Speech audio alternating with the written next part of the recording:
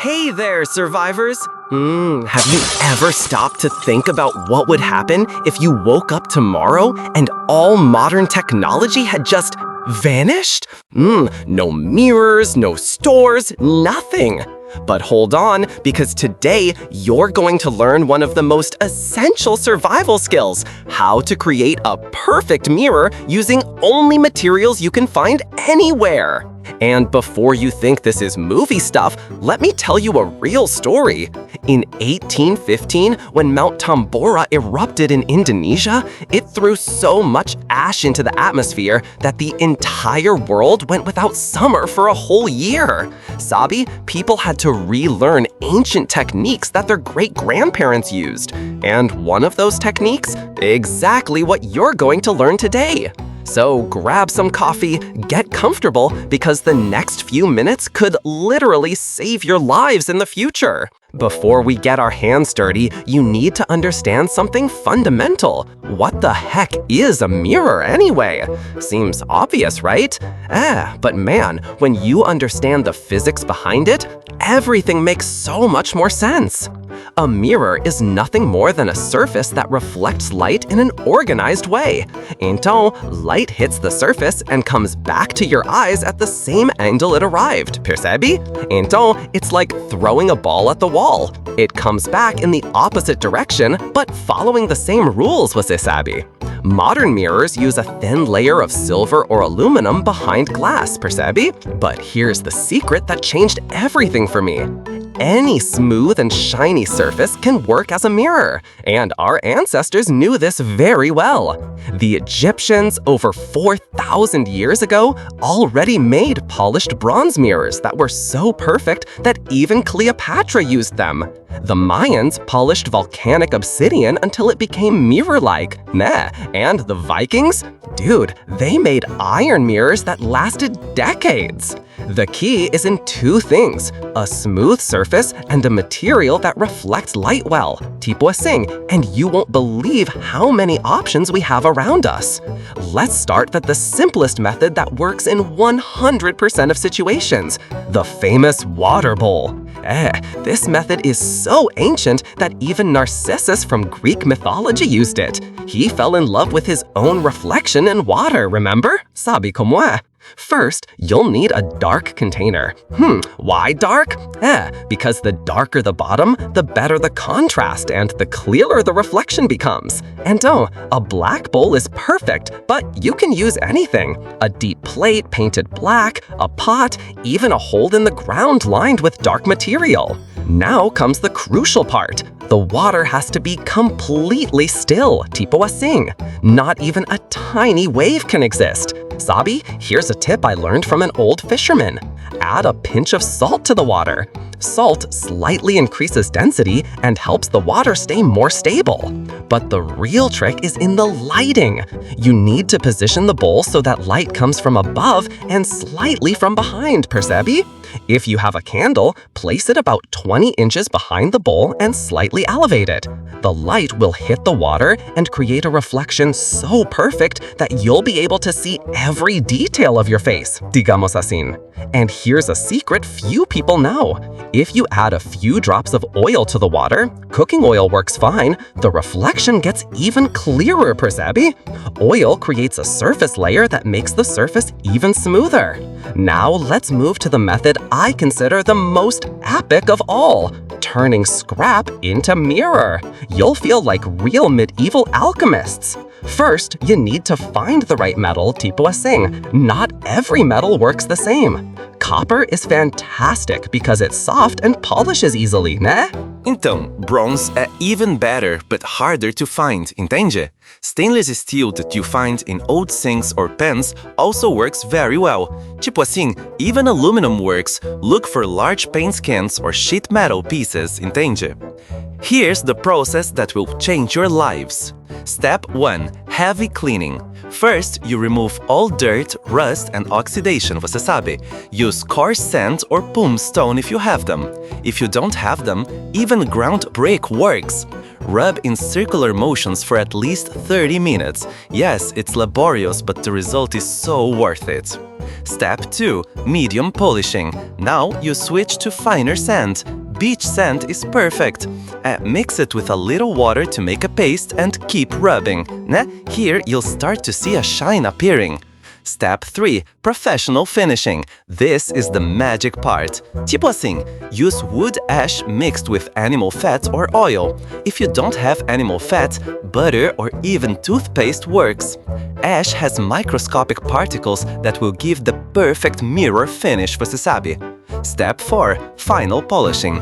Take any soft fabric, an old t-shirt works, and rub in back and forth motions for another 20 minutes. You'll see the metal literally transforming into a mirror. And here's a trick I learned from a retired blacksmith.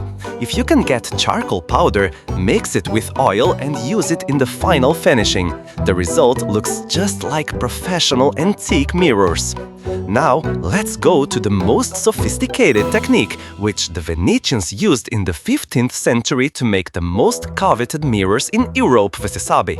You'll need glass. Can be from a broken window, cracked mirror, anything, digamos assim. Então, be careful with cuts. Use gloves if you have them, or at least wrap your hands with cloth, tipo assim.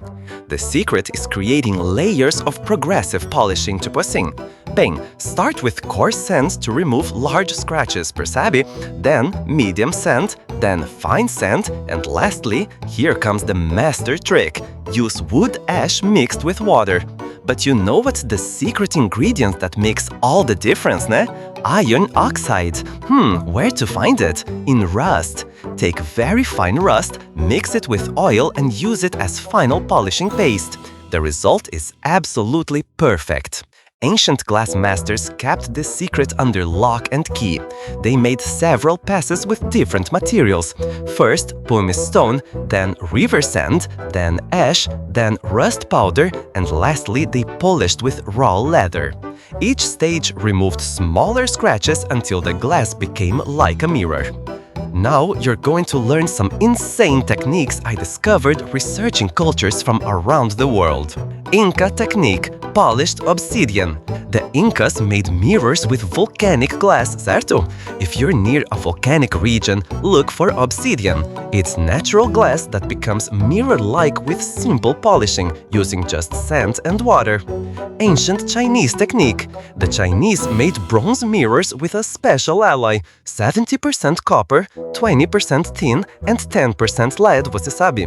Of course, you won't get that exact alloy, but any old bronze works. Bem, their trick was polishing with carbonized bamboo paste. Native American technique. They used mica choposin. It's a mineral that divides into thin, transparent sheets. By stacking several sheets and polishing, they achieved flexible mirrors that didn't break. Viking technique. Vikings made mirrors from meteoritic iron. Since you won't find meteors lying around, use common iron. But their secret was polishing with bear fat mixed with bone ash, né? Tipo assim, you can substitute with pork fat and common ash, você sabe. And here's a crazy technique that works: ice mirror. In cold regions, you can create super smooth ice by pouring warm water on a smooth surface and letting it freeze slowly. The ice becomes transparent like glass and reflects perfectly. Guys, now you know how to make mirrors, but how do you keep them working? Here are the secrets that separate amateurs from professionals.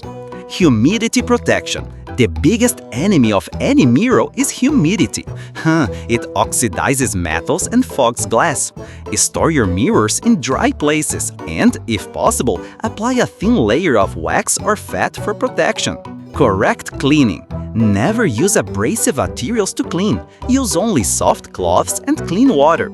If the mirror is very dirty, use fine ash mixed with water. It's a natural detergent that doesn't scratch, certo? Resharpening. Over time, any mirror loses quality. Bem, for metal, repeat the polishing process periodically, sabe como é?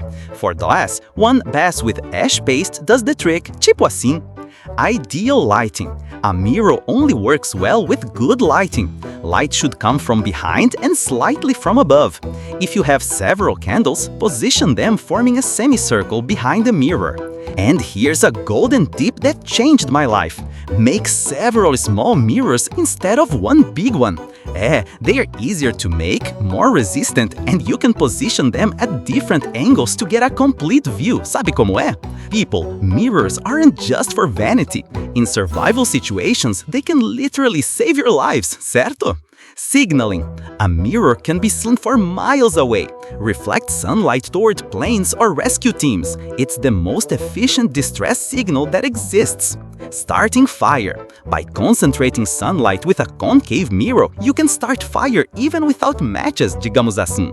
Take a metal mirror and make a gentle curve. Concentrated light will burn any flammable material. Lighting. In dark places, use mirrors to redirect light from candles or torches where you need it. It's like having professional reflectors. Security. Position mirrors at strategic angles to see around corners or watch for approaches, né? It's the world's oldest security system, você sabe?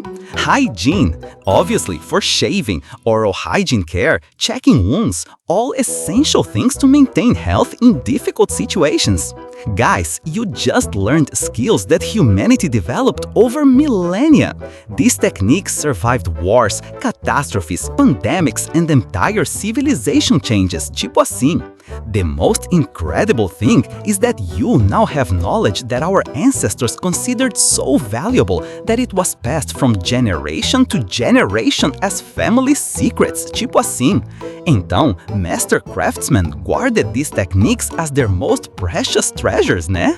And you know what that means? You'll never again depend on the modern world for something as basic as a mirror. Regardless of what happens, zombie apocalypse, war, natural disaster, or just simple lack of money, you have the power to create your own solutions.